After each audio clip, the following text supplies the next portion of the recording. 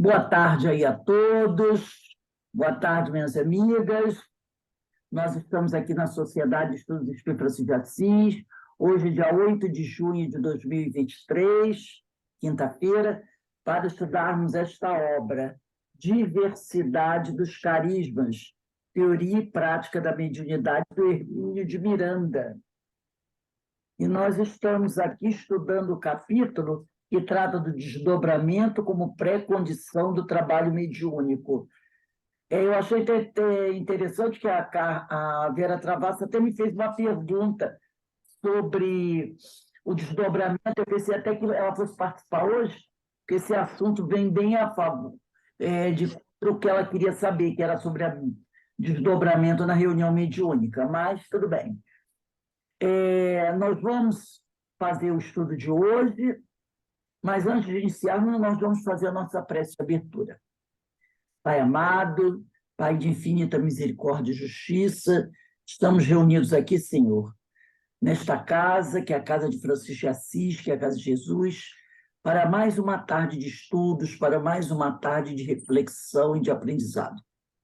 Que a tua paz, o seu amor, possa nos fortalecer e que nós possamos sempre buscar ampliar os nossos conhecimentos, para que assim, Senhor, possamos nos preparar melhor para a vida futura e também para os nossos trabalhos mediúnicos. Que o teu amor, Senhor, esteja sempre a nos trazer aquele calor que tanto necessitamos e que a cada dia que passe possamos nos envolver mais, Senhor, no estudo do teu evangelho, no estudo dos ensinamentos que esse mestre tão querido veio nos trazer. Permita-nos, Senhor, nesse momento, dar por iniciado o nosso estudo da tarde de hoje. Graças a Deus. Bem, vamos iniciar aqui o nosso estudo. Denise já está a postos, Carmen também está aí a postos. Nós estamos aqui nesse parágrafo, que eu não sei se vocês estão acompanhando, é um parágrafo que diz assim: um de seus dirigentes, contudo, aproximaram-se de um dos nossos amigos espirituais. Eu vou ler um pouquinho acima para a gente poder se... Tá no item. Qual é o item? Esse aqui 3, né? Desdobramento em desdobramento. é o item 4, 4? Realidades do mundo espiritual. Ah, tá. Nós estamos no primeiro, segundo, terceiro, quarto parágrafo. O quarto parágrafo começa assim: um de seus dirigentes. Mas eu vou voltar ao parágrafo, e diz assim: realmente, há muito o que fazer em termos de reformulação religiosa. Mas, como tivemos oportunidade de lhes dizer, nos inúmeros diálogos sustentados com os líderes da extrema comunidade espiritual, jamais chegaremos a uma solução satisfatória, tentando apagar mais luzes da meia-luz da irreligiosidade em que vivemos, mas sim trabalhando para que mais luzes sejam acesas, ainda que uma simples vela para diminuir a escuridão. Além do mais, a filosofia que estavam praticando como objetivo final era apenas um disfarce a mais para suas próprias ambições, um esconderijo a mais para as suas frustrações, pois também eles vinham de fracassos lamentáveis após inúmeras experiências no campo da religião e da política. Então, ela está falando aqui daqueles espíritos, né, que estavam querendo instituir é como se fosse uma nova religião, mas sem Deus, né? Eles estavam tentando criar um novo conceito de religião sem rituais ou dogmas, mas também sem Deus e com a total marginalização da mensagem do Cristo.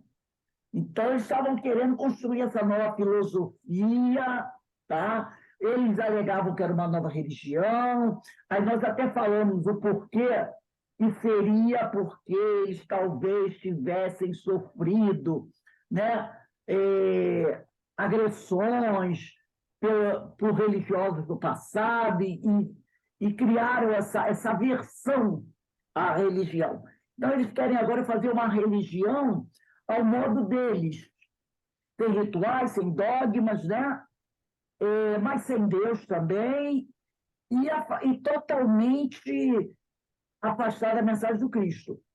E aqui, antes desse parágrafo que a gente vai iniciar hoje, ele diz aqui, além do mais, o Hermínio vem dizendo, né, a filosofia que estavam praticando, como objetivo final, era apenas um disfarce. Essa religião sem Deus que eles queriam colocar, com a marginalização do ensino do Senhor, na realidade, é mais um disfarce, né? Para as suas próprias ambições. Eles tinham ambições e um esconderijo para suas frustrações. Quer dizer, eles queriam fazer uma religião onde eles pudessem ser os líderes, eles pudessem comandar, explorar também. E aí ele fala, né? Que, na verdade, eram espíritos que vinham de fracassos em fracassos após inúmeras experiências em campo da religião e da política. Então, eram pessoas, espíritos, que conheciam a religião, conheciam a Bíblia, o Evangelho, eram aqueles religiosos do passado, né? Com muito conhecimento, como também aqui é uma mistura de religião e política, eram também aqueles políticos cascudos, né? Que viviam de fracasso em fracasso, erro em erro, e agora eles queriam fazer uma coisa nova, onde eles pudessem novamente ter o domínio de tudo, né? Aí aqui é onde a gente vai começar a aula de hoje. Um de seus dirigentes, contudo, aproximara-se de um de nossos amigos espirituais. Disse-nos, depois, ia distraído por um caminho e, de repente, viu aquela pessoa ali sentada num banco de jardim, tranquilamente a ler um livro. Aproximou-se, começaram a conversar, já que foram bem recebidos pelo outro. Para encurtar a história, ao fim de algum tempo, ele ficou mais impressionado do que gostaria de admitir, pela serena argumentação do nosso amigo, e acabou decidido a uma parada para pensar. Era o primeiro indício de um despertamento já muito desejado por seus amigos, pois não era mau caráter, apenas um companheiro bem dotado e experimentado, que se transviara ante o receio de enfrentar suas próprias responsabilidades e promover as reformas íntimas de que necessitava. Ele havia se afastado, né, da religião, se afastado de tudo, primeiro porque ele sabia, como nós falamos antes, né? Ele sabia o que ele precisava fazer para mudar a sua trajetória, mas tinha medo de enfrentar as responsabilidades. Como nós falamos anteriormente, né? Era alguém que deveria ter fracassado, mais um que deveria ter fracassado. Na verdade, é isso. Mais um que deveria ter fracassado. Mais um que sabia o que tinha que fazer, mas sabia também, não só o que tinha que fazer, mas sabia também o que teria que enfrentar para poder voltar ao caminho da porta estreita. Ele sabia o que tinha que fazer, né? Mas ele tinha receio, porque ele sabia que havia se desviado demais e agora ia precisar passar por momentos complicados. E ele não estava muito disposto agora, naquele momento, de enfrentar a responsabilidade, né? Quer dizer, não era uma pessoa má, mas era uma pessoa que se transviara ante o receio de enfrentar suas próprias responsabilidades e promover as reformas íntimas de que necessitava. Acabou decidindo permanecer por ali mesmo, ainda que sem disposição para enfrentar suas lutas pessoais. Ele preferiu ficar lá no canto dele, né? Pensando bem e vendo que a coisa... Sabe quando você sabe o que você tem que fazer? Mas você olha para frente e diz, meu Deus, isso vai dar um trabalho danado, né? Você diz, deixa eu ficar aqui mais um pouco. Como diz o outro, deixa eu ficar aqui enrolando mais um pouco. Eu sei que uma hora eu vou ter que levantar e fazer, mas eu estou sem coragem para fazer. Às vezes a gente tem essas coisas, né? Aí ele diz aqui, e pediu ao nosso companheiro que lhe permitisse ficar cuidando daquele belíssimo jardim em que estavam a conversar. Ele encontrou alguém lá sentado, né? Ele encontrou uma pessoa sentada no banco de jardim, lendo tranquilamente um livro. De alguma forma, ele percebeu que aquele indivíduo que estava ali no jardim lendo o livro tinha uma posição.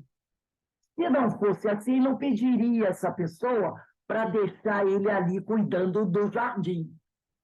Então, ele percebeu que aquele homem que estava ali cuidando do jardim, ele era alguém importante, né? Ele acaba decidindo ficar ali, né? E pede ao companheiro que lhe permitisse ficar cuidando daquele belíssimo jardim.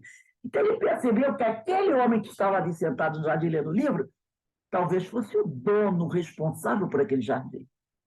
Então, ele pede, deixa eu ficar aqui, cuidando desse jardim, né? Ali estava uma ocupação que ele aceitaria de bom grado. Era uma pessoa honesta, positiva e comovente, embora ainda há pouco só pensasse em trabalhar para subverter os conceitos religiosos vigentes na Terra. Há poucos minutos ele queria isso.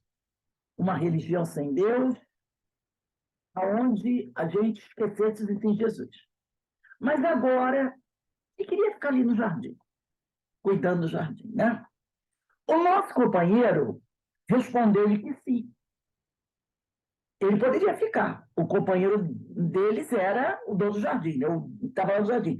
Mas quanto ao jardim, cada um de nós tem que construir o seu e cuidar dele, pois não há como cuidar de jardins alheios. Então, o dono, a pessoa que estava ali, né, disse para ele, olha, tudo bem, só que é o seguinte, né? Você tem que construir o seu próprio jardim. É muito fácil, você chega num jardim lindo, maravilhoso, cheio de flores, bem cuidado. Assim, eu queria ficar aqui cuidando desse jardim. Ora, mas será que o jardim sempre foi assim?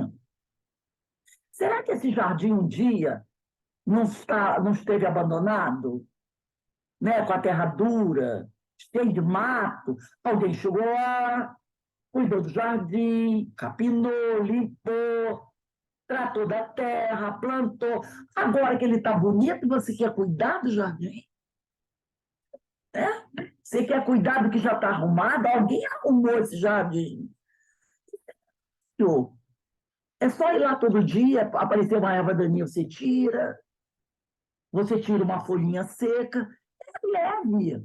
Mas ele diz assim, cada um tem que construir seu próprio jardim. Aquele jardim pertencia a alguém. Alguém cuidou desse jardim. Alguém deixou o jardim bonito. E você quer chegar lá e cuidar do jardim que é de alguém? Não.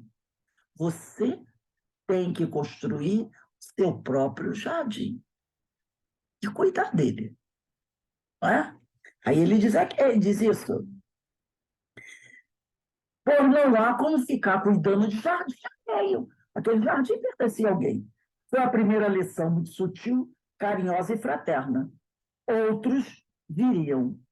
A historinha verídica, aliás, é uma história verídica, nos serve para ilustrar de maneira dramática a curiosa realidade do mundo invisível, no qual passamos a viver entre uma encarnação e a próxima.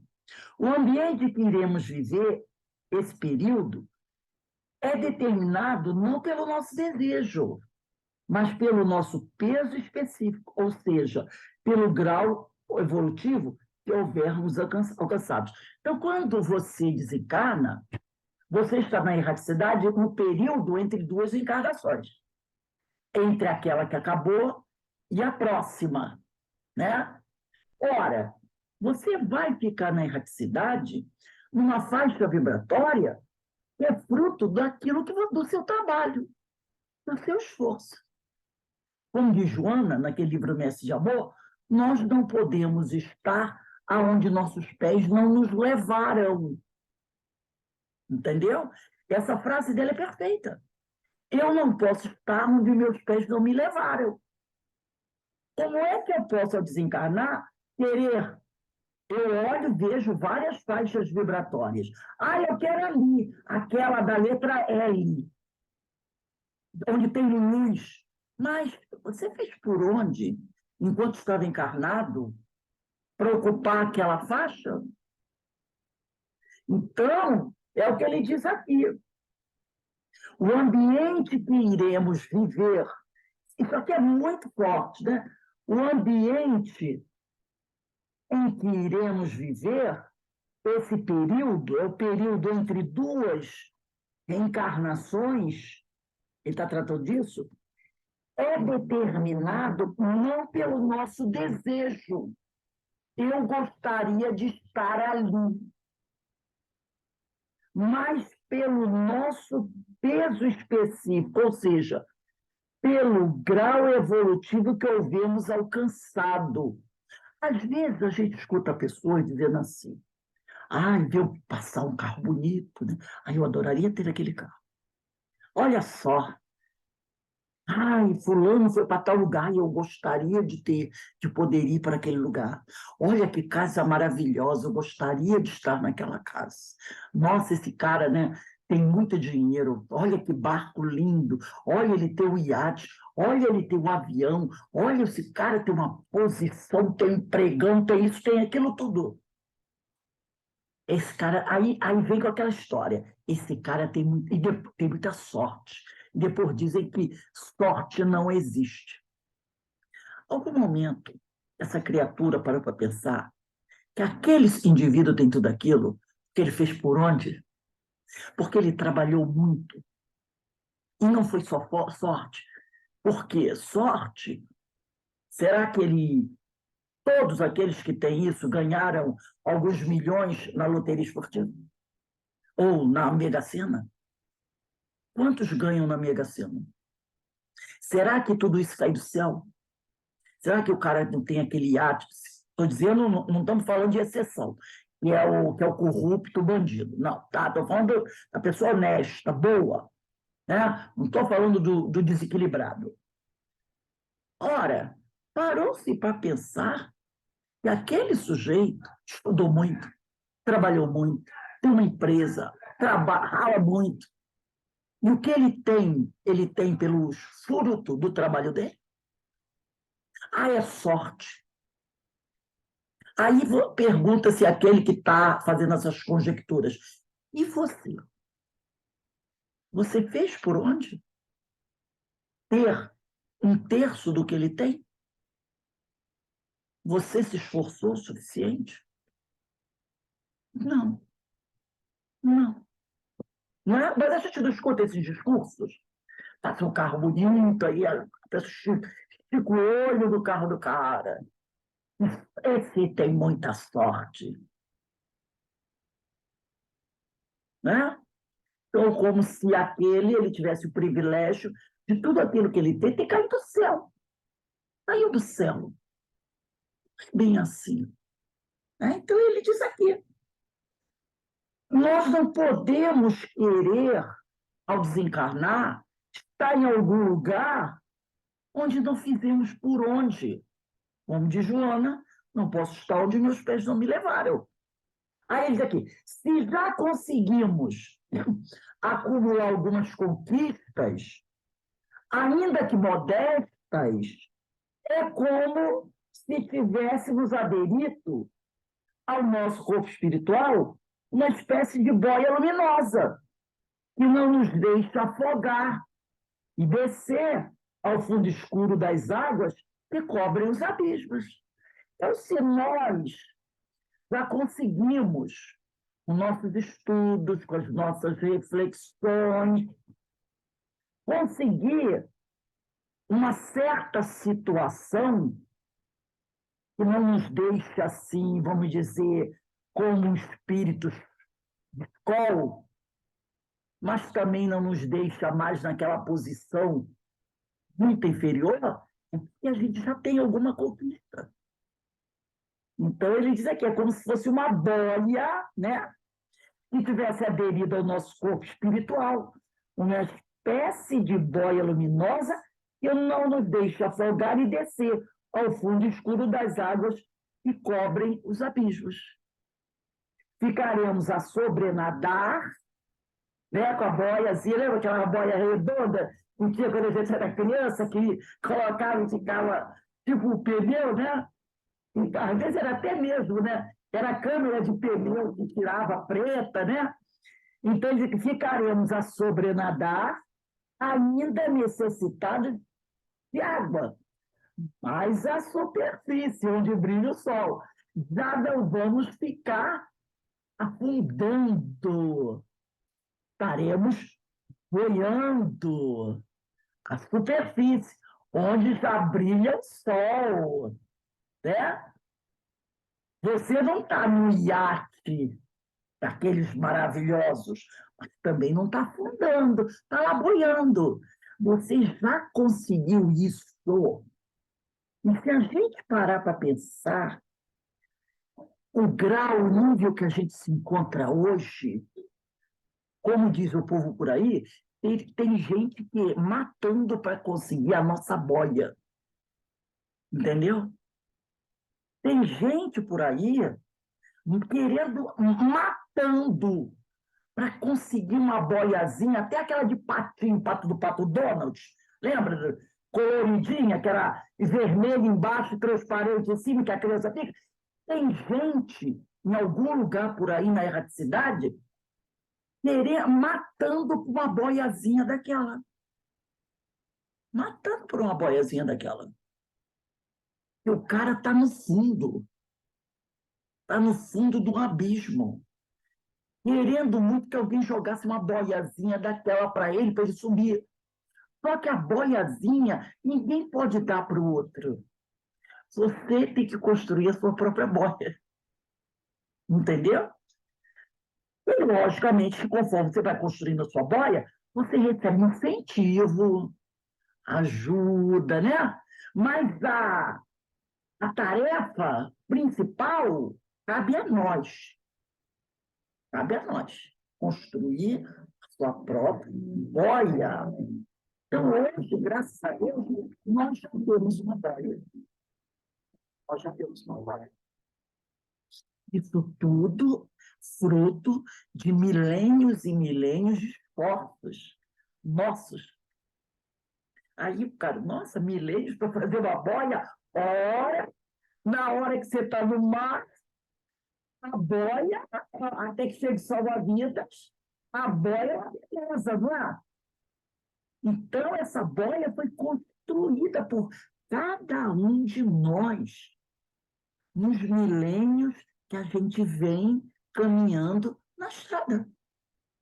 Se a gente começa a pensar sobre isso, a gente diz, caramba, milênios para ter uma boia. Mas é assim.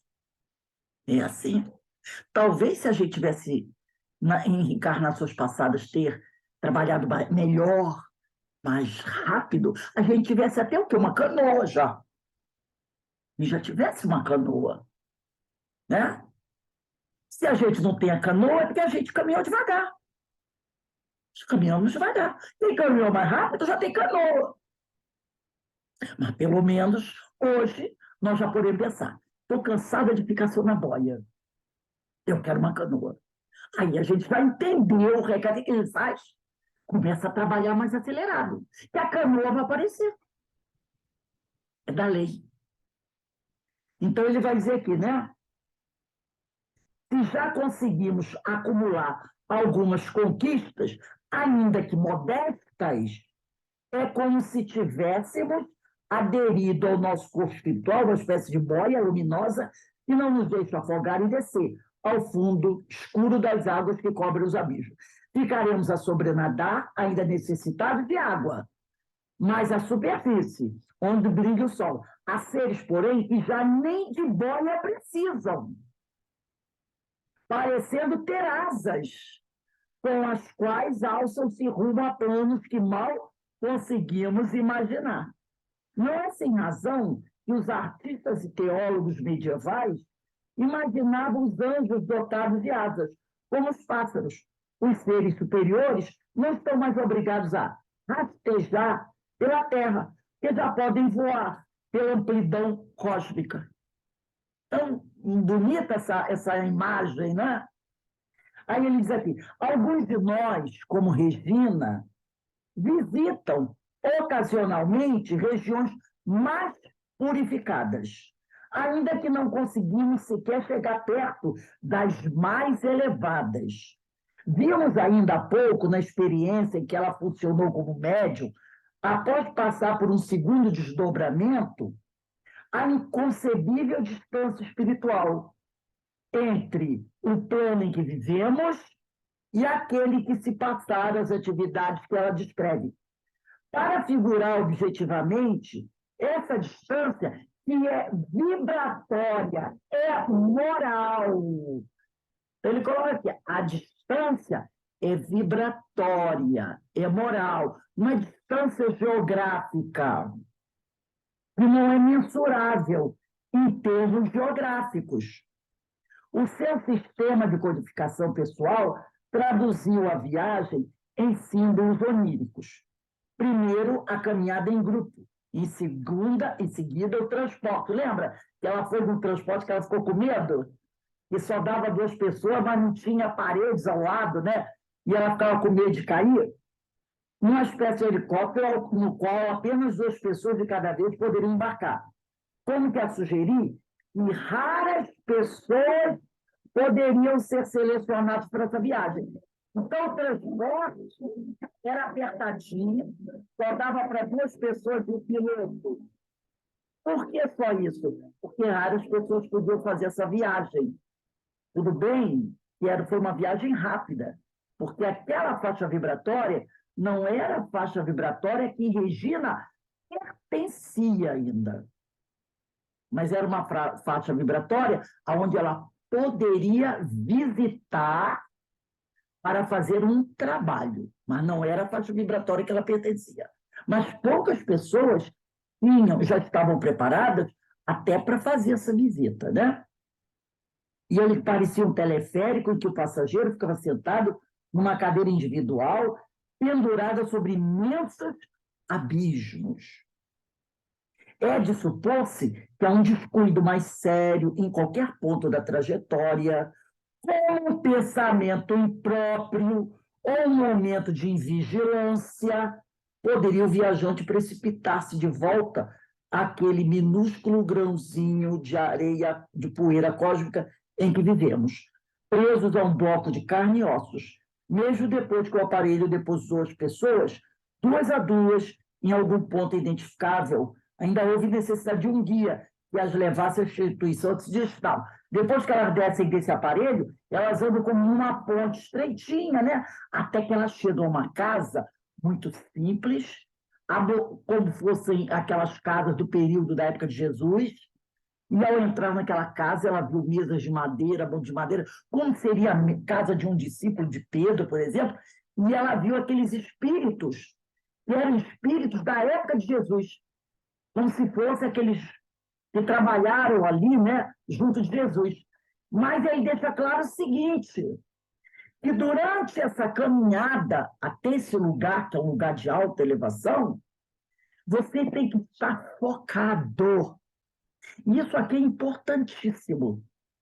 Quando a gente vai fazer um trabalho, e eu considero todo trabalho no bem um trabalho com Jesus, né? Você tem que estar focada. Se você vai fazer um trabalho de dar sopa na casa espírita, é um trabalho elevado, porque você está se doando ali para fazer um alimento para uma pessoa carente, tá? Não é para sua família. Você está saindo de casa para dedicar algumas horas do seu trabalho para um grupo de pessoas carentes. Você está trabalhando com Jesus. Então, você, quando vai fazer um trabalho desse, você tem que estar focado. Nesse trabalho, se você está lá descascando alimento ou mexendo na panela, você tem que estar com o pensamento aqui, ó, padrão elevado. Você não pode ir para um lugar desse, seja um bazar, onde você vai trabalhar arrumando bazar, onde você vai trabalhar costurando, onde você vai trabalhar cuidando de criança, cuidando de idosos, seja o que for, se é um trabalho para o bem, se é um trabalho elevado, você não pode estar lá fazendo trabalho e, de repente, começar a conversar sobre as confusões do mundo. Ah, você viu ontem na televisão isso, mataram 10. E você viu? Foram lá lá numa comunidade, bateu o bucho lá no Rio de Janeiro, o pessoal se uniu lá e taca fogo no verão. E você viu o que deu na televisão daquele cara corrupto que roubou isso, aquilo, outro. Entendeu? Você não pode. Se você está indo realizar um trabalho elevado, e trabalho elevado é qualquer trabalho no bem, você tem que estar focado no bem. É isso que ele está dizendo aqui. Você não pode estar fazendo um trabalho desse e conversando sobre coisas, vou botar aqui entre parênteses, coisas do mundo. Entendeu? Porque se você está fazendo um trabalho desse na casa espírita, na rua, na casa de alguém, para ajudar. Não precisa ser só na casa espírita. Às vezes as pessoas se reúnem na casa do companheiro para fazer enxoval, não é? Se reúnem na casa de um companheiro para fazer alguma coisa para o bem. Então, se você está focado em trabalhar para o bem, naquele momento, a espiritualidade vem junto. Por isso que Jesus falou: quando 2 ou mais estiverem reunidos em meu nome, eu estarei presente. Se você está na casa do lugar fazendo uma sopa, você está se reunida para fazer aquilo em nome de Jesus. Eu trabalho bem em nome de Jesus. Jesus estará presente. Ah, vamos fazer um chovalzinho? Jesus estará presente. Então você não pode desviar o seu pensamento para as coisas do mundo. E se você desvia, você baixa o padrão vibratório. Você começa a misturar as coisas. É o que ele diz aqui. É de supor-se que esse trecho é importantíssimo. É um alerta para a gente. É de supor-se que há um descuido mais sério em qualquer ponto da trajetória. Essa trajetória, quer dizer, do trabalho que você está fazendo. Como um pensamento impróprio ou um momento de invigilância, poderia o viajante, você que está realizando o trabalho, precipitar-se de volta àquele minúsculo grãozinho de poeira cósmica em que vivemos, preso ao bloco de carne e ossos. Então, no momento que você está fazendo um trabalho desse, se você se dedica a outras coisas, o teu padrão vibratório cai. E você vai para onde? Para o fundo do abismo. Para o terra-terra.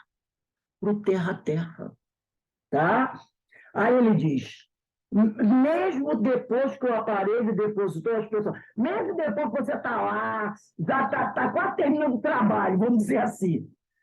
Então, dizer que mesmo depois que o aparelho depositou as pessoas 2 a 2 em algum ponto identificável, mesmo depois que você está quase concluindo o trabalho. Ele está dizendo aqui, você está quase entrando na casa onde os espíritos superiores estão reunidos. Ainda houve necessidade de um guia que as levasse à instituição que se destinavam. Então, é do início do trabalho ao final do trabalho focado. Focado. Com o padrão vibratório elevado. Do início ao fim. É um esforço violento, não é? Porque, às vezes, vem um companheiro, às vezes não é nem você, mas vem um companheiro e traz. E tá lá todo mundo trabalhando. E tu lembra ontem que aconteceu assim, assim, assim? Por mais fato que possa parecer, alguém tem que dizer, amiga, Vamos evitar esse tipo de conversas. Tem que meter a tesoura. Porque se não meter a tesoura, vem outro e diz assim, você mesmo. Aí o terceiro, aí vem mais um, mas daqui a pouco está todo mundo conversando sobre esse tipo de coisa. De pior, entendeu? Quebrou o padrão vibratório elevado. Então, na hora que você está. Aquele, gente, desvia o assunto. Gente, vocês viram só a palestra que teve segunda-feira em tal lugar assim?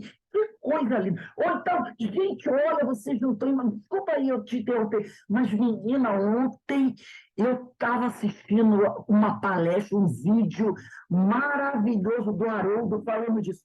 Entendeu? Você tem que ter um jeito de cortar aquilo, não deixar o padrão vibratório cair. Porque, vamos lembrar que nós estamos cercados por uma multidão de testemunhas, boas e más, que é o nosso padrão vibratório ainda. De repente, um desses que está vendo você ali fazendo aquele trabalho, ele, no ouvido de alguém, para a pessoa falar. E aí tentar o quê? Desestabilizar o ambiente. Ainda mais se entrar alguém falar de uma política, qualquer coisa. Não, toda. Eu achei esse trecho aqui importantíssimo. Um verdadeiro alerta que ele dá para a gente, né? Continuando aqui. Outro pormenor interessante é o de que ela teve de ser desdobrada novamente. Ela foi desdobrada 2 vezes, né? Numa forma ainda mais sutil que a perispirítica, a fim de poder funcionar como médio de apoio ao orador, e veio de regiões muito mais elevadas do que aquela que se encontravam reunidos que vieram ouvir. Então, ela já estava desdobrada, tá? Numa forma mais sutil que a periferítica, e teve que se desdobrar de novo para poder apoiar aquele vibracionalmente, com energia, aquele que havia vindo de outra região para fazer a palestra. Era um espírito muito mais superior do que aqueles que estavam ali. Né? Ela acredita que tenha sido um dos discípulos de Jesus. Aí aqui ele vai falar sobre a psicologia do desdobramento. Habituada aos desdobramentos ocorridos ao longo de anos de experiência quase diária, né? Ela cansou de fazer esse tipo de coisa, Regina passou a considerá-los, os desdobramentos, como atividades rotineiras, em paralelo com o exercício de suas faculdades, seja antecipando trabalhos mediúnicos em preparação, seja complementando-os posteriormente, bem como em reuniões de instrução e de aprendizado, como vimos. Não lhe é difícil, portanto, manter sua lucidez no decorrer do processo, ainda que o desdobramento, que o desprendimento seja consequência do sono comum. Eu trouxe esse livro aqui, vocês já devem conhecer, Mediunidade, Caminho para Ser Feliz, da Sueli Caldas Schubert, aonde a Sueli, no capítulo 16, ela vai fazer um comentário que eu achei muito interessante. Ela diz assim, o capítulo se chama Processos de Reequilíbrio e Defesas Espirituais. Aí a Sueli diz assim, em determinados casos, cujas situações a seguir relacionamos, é possível ao indivíduo reequilibrar-se ou criar defesas espirituais, mediante exercícios mentais simples e eficazes. A técnica consiste em repetir-se as instruções de modo consciente, a fim de que se tornem habituais, passando assim do nível consciente para o inconsciente. Isto fará com que, nos momentos necessários, tais instruções se tornem uma conduta natural, automática e espontânea. Observemos as seguintes situações. Ela vai dar várias situações, depois ela vai explicar a situação e vai explicar como você deve fazer para manter aquele nível que você deseja alcançar. Ela diz aqui, a pessoa, do caso aqui do desdobramento, a pessoa sente que está saindo do corpo, mesmo estando acordada e realizando tarefas habituais. Sente-se diferente do seu estado normal, como se não fosse ela própria, como se estivesse em outra realidade. Neste caso, podem ocorrer ainda duas situações em relação aos sons do ambiente: ouvi-los como se viessem de muito longe, ou ouvi-los alto demais. Explicação. O que ocorre é uma expansão do perispírito. Ela está falando da bilocação, de quando você começa a entrar num desdobramento. O que ocorre é uma expansão do perispírito. O perispírito, conforme vimos, é o corpo fluídico do espírito. Este processo é como que um deslocamento do perispírito, uma momentânea e parcial desvinculação com o corpo físico. É o denominado desdobramento. Então, ela fala desse desdobramento, né? Quando você começa a sentir que você está saindo do corpo, ainda estando acordado, né? Realizando, às vezes, tarefas habituais, ou então você está deitada. Você está deitada, né? Mas ainda não pegou no sono, daquele sono pesado. Você escuta barulhos da rua, barulhos de dentro de casa, mas às vezes você já se sente, né, sendo envolvida por alguém, ou ouvindo uma conversa que você já percebe que não é daqui. Você ainda não está totalmente desligada. Então, ela está dizendo, isso é uma expansão do perispírito. O perispírito é o corpo fluídico. Esse processo é como um deslocamento do perispírito, uma momentânea e parcial desvinculação com o corpo físico e é denominado desdobramento. Na situação que está sendo enfocada, apenas um princípio de desdobramento. E o indivíduo tem consciência de que algo diferente está acontecendo. Nesses casos, porém, a descentralização é mínima. Mesmo assim, podem surgir algumas alterações, pois, com a possibilidade do perispírito, a pessoa capta um pouco da outra dimensão. Aí é como se você ficasse entre dois mundos. Eu sempre gosto de falar isso. Você ainda escuta o cachorro latindo na rua, mas você também já está captando o que vem da erraticidade, né? Mesmo assim, ele diz, podem surgir algumas alterações, pois com a expansibilidade do perispírito, a pessoa capta um pouco da outra dimensão, ou seja, penetra na realidade do mundo espiritual, mas sem perder o contato com o próprio corpo e com a esfera física. Por isso, os sons do ambiente se tornam difusos, pouco perceptíveis, ou ao contrário, como se soassem alto demais. Então, ela traz, depois, eu não vou ler aqui, mas ela vai dar uma série um roteiro de procedimento para controle, para que você, médium, possa controlar esse desprendimento.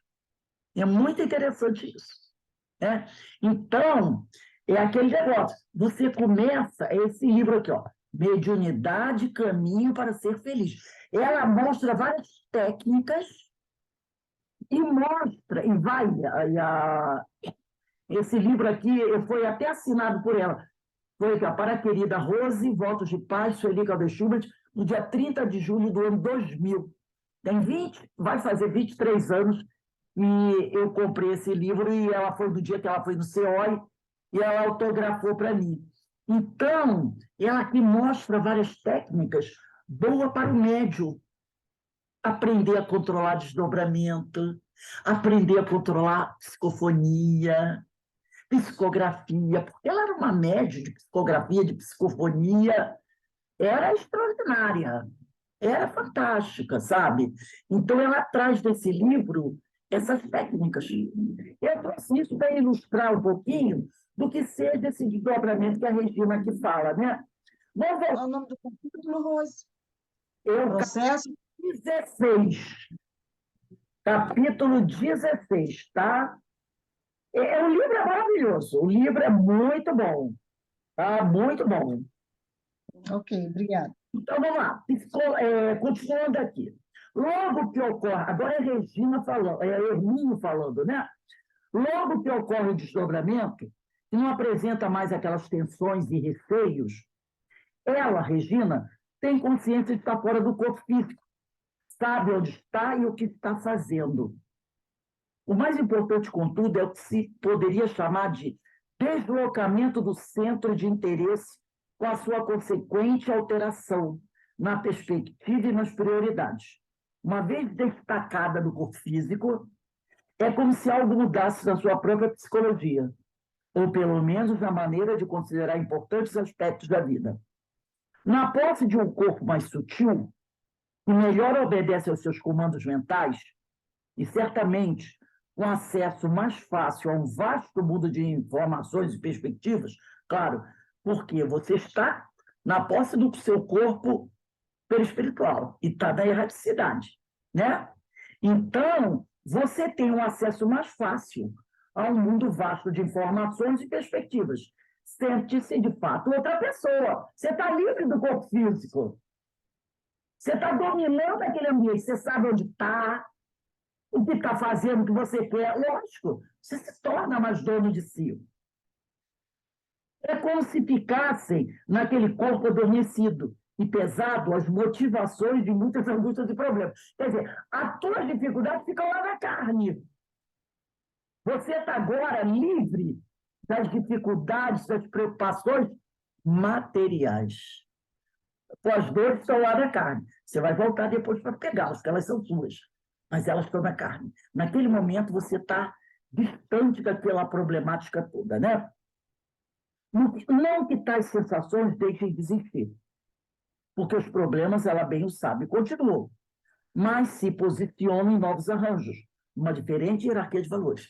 Agora, a dificuldade toda do dia a dia não é mais a prioridade. Elas estão lá, presas no corpo. A tua prioridade agora é aquele mundo que se apresenta à sua frente. Aquelas novas oportunidades. Aquilo que é a prioridade, né? Então, ela diz aqui, no corpo mais sutil, mais senhora de si mesma, ela chega até a alimentar a perda de tempo com aspectos de sua vida que não tem, afinal de contas, a importância com que se apresenta a sua ótica de encarnada, contida pelas bem definidas limitações da vida física. Quer dizer, quando ela está desdobrada, ela olha para os problemas que estão lá na carne e pensa, nossa, por que será que quando eu estou de volta para o corpo, eu dou tanta atenção àquele tipo de coisa? Que não merece verdadeiramente atenção. Mas quando ela volta para a carne, é outra realidade. E aí a gente volta a dar atenção a coisas que não têm atenção. É como se eu não tivesse nada a ver com os problemas daquela mulher adormecida, colada na minha cama, diz Regina. Como se tudo aquilo que ela é e representa fossem coisas de outro mundo, de outra pessoa com a qual ela está vagamente relacionada. Então parece que você é duas pessoas diferentes. Que está aqui desdobrada, preocupada e se relacionando com coisas muito mais elevadas, e a outra lá que está cheia de problema e que fica dando atenção a coisas que você do lado de cá vê que não são tão importantes assim. Enquanto isso, os trabalhos se sucedem e não teríamos a pretensão nem o espaço para descrevê-los todos e sobre eles tecer considerações específicas. Para a gente terminar a aula de hoje, eu trouxe do livro Nos Domínios da Mediunidade, a próxima aula vai ser dia 15, vai começar aqui. Ela se lembra de tarefas, né? Eu trouxe aqui um livro, Nos Domínios da Mediunidade, onde a gente vai ver um momento desse com um médium, né? Com um médium. Como é que esse médium, numa reunião mediúnica, entrar em desdobramento? Por isso que eu falei que a Vera Travassos, ela me perguntou isso hoje, que ela queria como é que funciona esse fato. No médium, num desdobramento, numa reunião mediúnica, com auxílio do doutrinador e do supervisor espiritual do trabalho, como funciona esse lance do desdobramento dele ali dentro no trabalho da reunião mediúnica. Vamos lá. O livro é Nos Domínios da Mediunidade, de André Luiz, né? pela psicografia de Francisco Cândido Xavier, capítulo 11, desdobramento em serviço. Então, André Luiz diz assim, chegar a vez do médium Antônio Castro. Antônio Castro é o médium encarnado que está trabalhando na mesa de desobsessão. Profundamente concentrado, denotava a confiança com que se oferecia aos objetivos do serviço.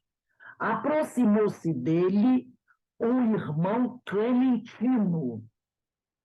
E a maneira do magnetizador comum impõe as mãos, aplicando passes de longo circuito. Castro como que adormeceu devagarinho, inteiriçando-se-lhe os membros, né? Do tórax emanava com abundância o vapor esbranquiçado, e se acumulando à feição de uma nuvem, depressa se transformou à esquerda do corpo denso numa duplicata do médio, em tamanho ligeiramente maior. Então, do tórax dele emanava com abundância um vapor esbranquiçado. O que é isso? Ectoplasma.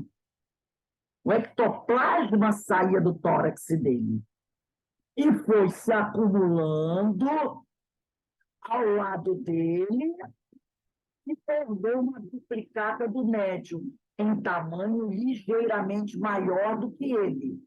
Nosso amigo, como se revelava, mais desenvolvido, apresentando todas as particularidades de sua forma física apreciavelmente dilatadas. Desejei ensaiar algumas indagações, diz André Luiz. Contudo, a dignidade do serviço impunha-me silêncio. O diretor espiritual da casa submetia o medianeiro à delicada intervenção magnética, e não seria lícito perturbar ou interromper. Tá? O médium, assim desligado do veículo carnal, afastou-se 2 passos, deixando ver o cordão vaporoso que o prendia ao corpo somático, que o prendia ao corpo físico. Enquanto o equipamento fisiológico descansava, enquanto o corpo físico descansava imóvel, Castro, que é o médium, tateante assombrado e agora desdobrado, surgia junto de nós, junto à equipe espiritual, numa cópia estranha de si mesmo, porquanto, além de maior em sua configuração exterior, apresentava-se azulada à direita e alaranjada à esquerda. Tentou movimentar-se, contudo parecia sentir-se pesado e inquieto. Verifiquei então, e desse contato resultou singular diferença. O corpo carnal engolira instintivamente certas faixas de força e imprimiam manifesta irregularidade ao perispírito, absorvendo-as de maneira incompreensível para mim. Então, o corpo físico era como se ele tivesse engolido, né, absorvido uma certa parte do perispírito. Desde esse instante, o companheiro fora no vaso de matéria densa, guardou o porte que lhe era característico. Entendeu? Foi quando foi feita a duplicata dele.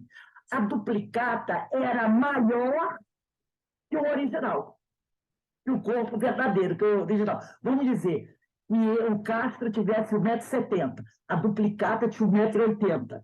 Vamos dizer que o Castro tivesse 80 quilos, a duplicata tinha 100 quilos. Entendeu? Então, o corpo carnal é como se ele tivesse reabsorvido a quantidade de ectoplasma que tinha sido liberada a mais.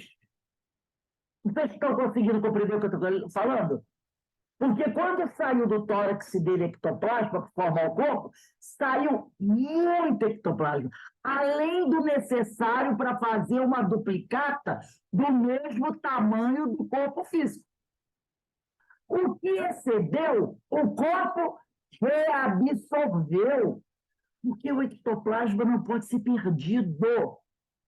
O ectoplasma, todo ectoplasma que sai do nosso corpo para fazer uma materialização, ele retorna para o nosso corpo, a não ser aquele que é retirado do nosso corpo para o tratamento de saúde de outras pessoas. Mas um ectoplasma que sai do nosso corpo para fazer uma materialização, terminado o trabalho, ele retorna ao corpo físico, que é um elemento orgânico, tá? Então, isso é muito interessante. O corpo carnal engolira instintivamente certas faixas de força que imprimiam manifesta irregularidade do perispírito. Estava disforme, absorvendo-as de maneira incompreensível para mim.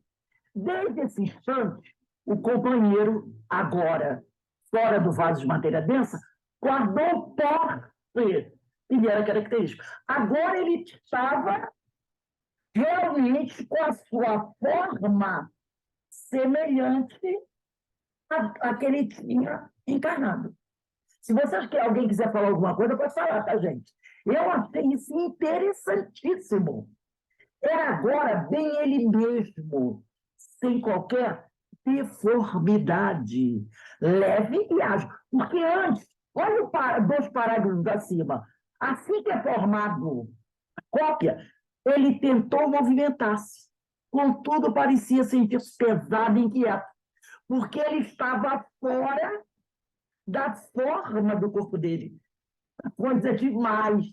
Estava pesadão, estava lento, não conseguia se movimentar. No momento que aquele excesso é reabsorvido pelo corpo, ele agora tem o corpo dele normal, do tamanho normal, e fica leve e ágil, como ele era quando estando lá com o corpo físico. Embora prosseguisse encadeado ao envoltório físico pelo laço aeriforme, é aquele cordão, né? O cordão fluídico que liga o corpo físico ao perispírito.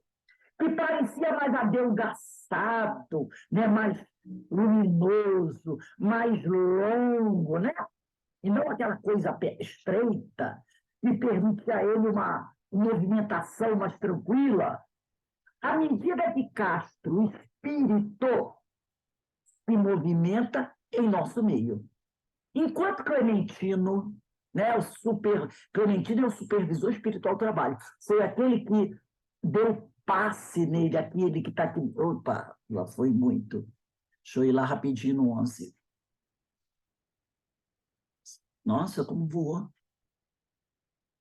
Aqui 10. Deixa eu ver se dá para avançar um pouquinho. 10, 11. Ah.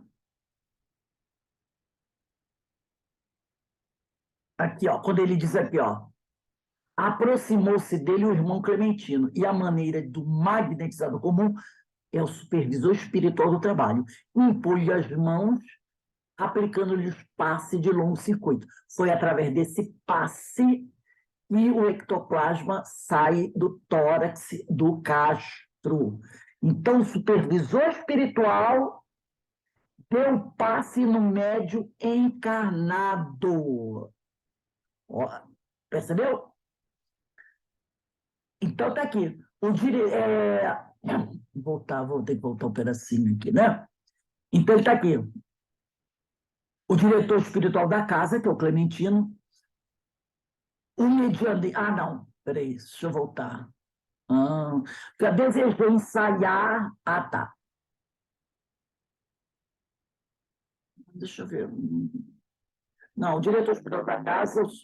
Desejei ensaiar algumas indagações com toda a dignidade do serviço e impõe-se em silêncio, né?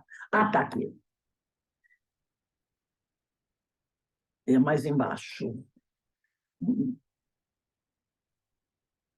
Desde esse instante, o companheiro fora do vaso de matéria densa guardou o porte que lhe era característico. Era agora bem ele mesmo, sem qualquer deformidade, leve e ágil, né? Enquanto Clementino, supervisor espiritual da casa, o encorajava com palavras amigas, o nosso orientador, certamente, assinalando-nos a curiosidade, deu-se pressa a esclarecer. Quem é o orientador de André Luiz? Era Aulus. Aulus, também espírito, estava lá da reunião, ao lado de André Luiz Hilário e de Clementino, que era o supervisor espiritual da casa. E aí, mediante tudo isso, Aulus resolveu orientar André Luiz e Hilário, que eram os alunos, né? Tentando explicar o que estava acontecendo ali. Com o auxílio do supervisor, que é Clementino, o médium foi convenientemente exteriorizado. A princípio, seu perispírito, ou corpo astral, estava revestido com os eflúvios vitais, que asseguram o equilíbrio entre a alma e o corpo de carne, conhecidos aqueles, em seu conjunto, como sendo o duplo etéreo. Etérico, olha aqui. O perispírito do Castro, médium encarnado, estava ainda revestido com as energias do duplo etéreo. Então, ele está dizendo aqui para a gente que o duplo etéreo assegura o equilíbrio entre a alma e o corpo de carne. O duplo etérico é aquele que, quando a pessoa morre, grande parte dele se desfaz com o corpo físico. E se alguma coisa segue com o perispírito, mais tarde, através do choque anímico, esses elementos vão se desfazendo, tá? Então, ele diz aqui, a princípio, seu perispírito, o corpo astral, estava revestido com os eflúvios vitais que asseguram o equilíbrio entre a alma e o corpo de carne, conhecidos aqueles, em seu conjunto, como sendo o duplo etérico, formado por emanações, outra informação importante, neuropsíquicas, que pertencem ao campo fisiológico, ao campo carnal, e que, por isso mesmo, não conseguem maior afastamento da organização terrestre do corpo, destinando-se à desintegração tanto quanto ocorre ao instrumento carnal, por ocasião da morte. Então, Clementino precisou exteriorizar bem o Castro, porque ele ainda trazia o seu duplo etérico ligado ao seu perispírito. E aí ele diz aqui, né? Voltando aqui, tem que voltar muito devagarzinho. Ele diz aqui, ó, por ocasião da morte renovadora, que a morte é renovadora, né? Para melhor ajustar-se ao nosso ambiente, Castro, o médium encarnado desdobrado, devolveu essas energias do duplo etérico ao corpo físico que estava lá adormecido, garantindo assim o calor indispensável à colmeia celular e desembaraçando-se tanto quanto possível para entrar no serviço de guarda. Então, o Castro precisava se libertar do duplo etérico, porque ele, para poder estar verdadeiramente livre para fazer o trabalho ali. Então, o que ele faz? O perispírito é devolvido ao corpo físico, perispírito não, desculpe, o duplo etérico, que também o pessoal diz que é uma parte do perispírito, foi devolvido ao corpo físico para manter a integridade do corpo biológico, porque esse corpo biológico está vivo. Disse Hilário com expressão admirativa. Aqui vemos, desse modo, a exteriorização da sensibilidade. Sim, se algum pesquisador humano ferisse o espaço em que se situa a organização perispirítica do nosso amigo, registraria ele, o nosso amigo Castro, de imediato, a dono do golpe que se desfechasse. Queixando-se disso através da língua física. Se alguém tocasse o médium naquele momento, ele sentiria.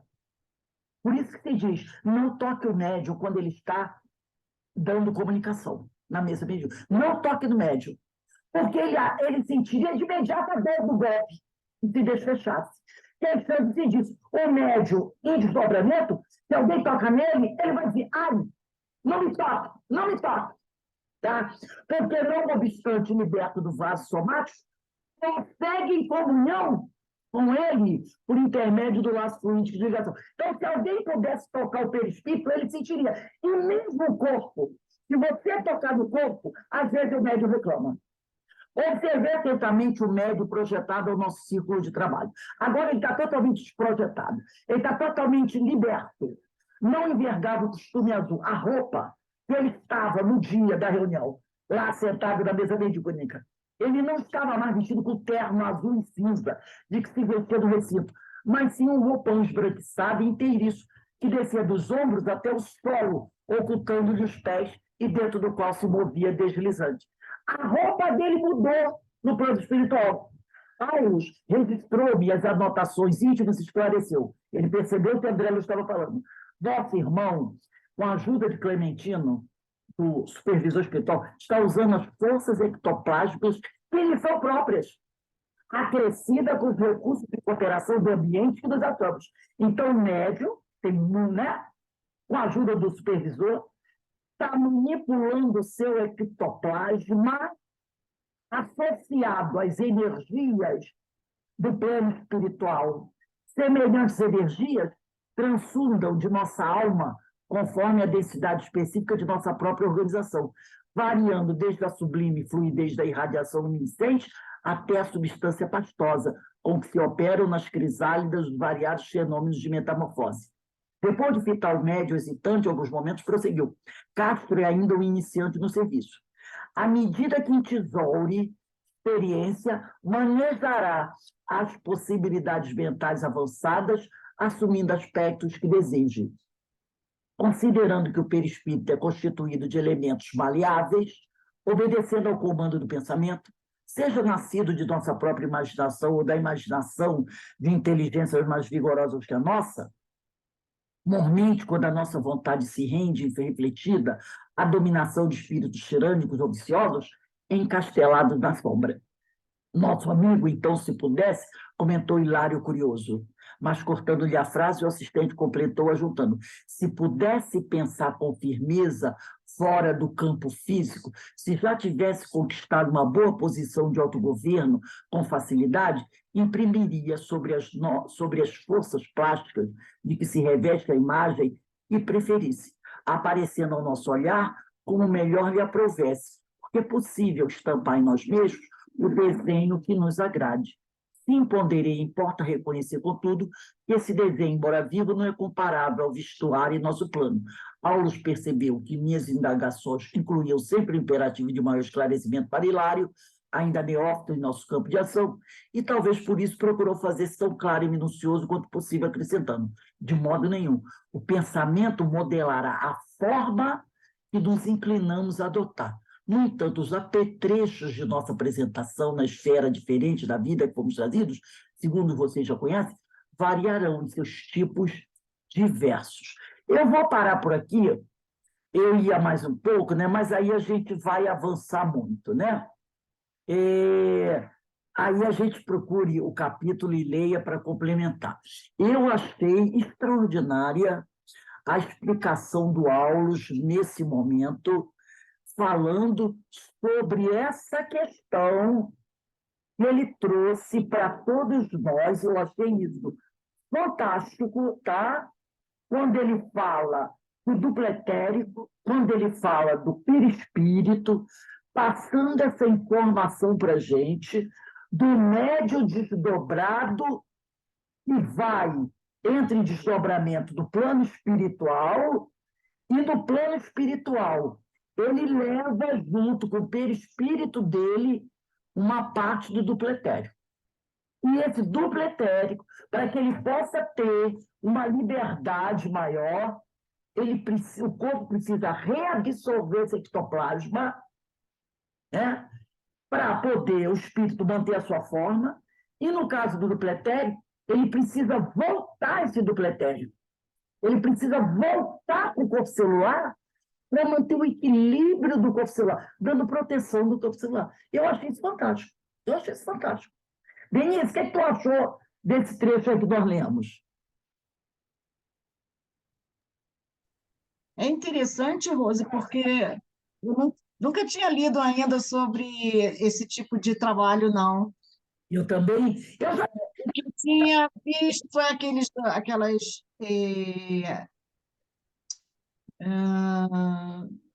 Teixeirinha, não? Como é que é o nome? Ah, esqueci. Fala aí, Carmen, que eu esqueci. Petitinga? Hã? Peixotinho. Peixotinho. Isso, é Peixotinho. Sabia que era no diminutivo. Aquelas aparições, né? Aquelas manipulações do Peixotinho. Mas, assim, em estudo, bem explicadinho assim, ainda não tinha lido nada a respeito, não. Né? A gente vê que quando ele recebe o passe no tórax, o ectoplasma sai, mas sai no movimento. Sem... Duplicata, mas a duplicata é disforme em relação ao corpo físico, ela é muito maior. E isso faz com que o médium não consiga se movimentar. Então, o corpo reabsorve o ectoplasma excedente. Porque nas experiências que eles faziam, até pesava, né, para ver quanto tinha antes, quanto tinha depois o corpo. O cara, antes de desdobrar, o corpo, depois de desdobrar, daí via que tinha uma diferença, estava mais leve, ele perdeu o ectoplasma, e ao final do trabalho, percebia que o peso dele voltava ao normal, porque o ectoplasma retorna para o corpo. O corpo, Então, no caso ali, o ectoplasma excedente voltou. Quando voltou, ele ficou numa forma igual ao corpo físico. Aí ele ficou... Mas ele ainda estava meio entravado. Por quê? Era novo nesse tipo de serviço, então ele não tinha controle também. Ele tinha ido. Ele ficou, mesmo depois do ectoplasma voltar ao corpo dele, ele ainda ficou um pouquinho assim, porque parte do duplo etérico também tinha ido para o perispírito. E esse duplo etérico, que faz parte, está muito do corpo físico, ainda atrapalhava ele. Aí o Clementino deve dar outro passe nele para retirar esse duplo etérico que estava do perispírito e devolver para o corpo, porque aquele duplo etérico excedente é que ia manter a harmonia do corpo físico. Se ele era produto do corpo físico, ele não podia estar no perispírito. Ele era fruto de energias psíquicas do corpo físico, então ele não podia estar no perispírito. Ele volta também para o corpo físico para poder manter o corpo físico harmonizado, para não ter nenhum problema, porque ele podia ter uma queda de pressão, né? Ele podia ter uma convulsão, alguma coisa. Então, aquilo volta para o corpo físico para harmonizar o corpo. Harmonizar o corpo celular. E aí o corpo físico harmonizado, o ectoplasma, duplo etérico direitinho, aí ele vai começar a trabalhar. E aí o interessante que ele falou, ele modela o perispírito dele e agora ele aparece no plano espiritual com uma roupa diferente da roupa que ele estava, que era o terno. Então, eu achei fantástico esse capítulo. É um ensinamento que muito médium nunca ouviu falar. Nunca atentou para esse tipo de coisa. Então, a gente tem que estudar essas coisas, né? Isso aí é fantástico, gente. Mostrando como é que funciona o desdobramento, né, do médium numa reunião mediúnica. Então, são coisas assim muito interessantes e que a gente está tendo a oportunidade de entrar em contato com isso, né? É interessante, assim, você no desdobramento do sono, você não está de pijama, como Exato. você está na cama. Eu lembrei agora que eu estava com um vestido essa noite no sonho. Aí eu comprei uma roupa nova e ia botar o vestido. Quando eu vesti o vestido, ficou muito curto. Eu falei, não, eu sou coroa, tá muito feio esse vestido curto. Assim. Quer dizer, não tinha nada a ver, nunca vi aquele vestido, né? Então a gente realmente está em outro plano e vê outro tipo Você manipula, e aí você se veste como você deseja. E aí, no caso, você botou uma roupa, e aí a tua questão moral diz, isso não é para mim. Olha como a mente trabalha, a mente está ativo. Lembra que você aparece shortinho, curto, uma roupa, isso não é para mim. Por quê? Porque você já tem essa consciência. E isso fica com o espírito. Não, isso aqui não dá, não vou vestir. Você não está com o pijama que estava na cama, vai se vestir, você manipula a forma, a sua roupa, mas aí eu... Não, isso aqui não é para mim. Você tem essa consciência moral. Não, isso está adequado, não me veste bem. Não tá adequado para mim. Então, a gente tem essa preocupação, percebeu? É muito interessante isso. Mas é isso aí, meus irmãos. A gente vai estudando, a gente vai lendo, e a gente vai vendo quanta coisa existe ainda para a gente aprender na doutrina. Ali, no livro dos médiuns, aquela parte que fala do rapé daquele, né? Sim, Daquele homem, né? Que fica com o rapé, que ele até o Kardec ainda coloca que é semelhante ao rapé verdadeiro. É semelhante. né? Então, a gente vê como é fantástica essa coisa, né, do desdobramento, de como a gente vai entendendo como isso funciona. Né? Muito interessante mesmo. Então, gente, nós vamos encerrando agora. Daqui a 15 minutos, tá bom, Denise? Para a gente estudar, para voltar para os ensinos de Jesus. Né? Quando for assim, 17h35, tomar um cafezinho agora, a gente retorna, tá bom? Ana, faz a nossa prece de encerramento, por favor. E a Ana saiu. Dá para fazer a nossa prece? Liga aí teu microfone.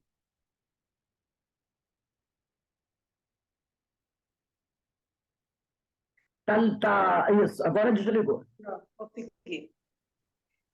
Vamos levar o pensamento ao Pai, ao Mestre Jesus, à espiritualidade amiga da casa de Francisco de Assis, e agradecer esse momento de reflexão, momento de estudo, essa oportunidade que Deus está nos dando, que possamos, Pai, cada vez mais ganhar esse entendimento da doutrina, esses ensinamentos que vai nos ajudar cada vez mais, possamos nos fortalecer também e agradecer essa oportunidade, essa tarde de estudo, que Jesus possa estar conosco agora e sempre. Graças a Deus. Então, eu vou passar aí o anfitrião para a Denise, tá, Denise? Deixa eu desligar aqui, peraí.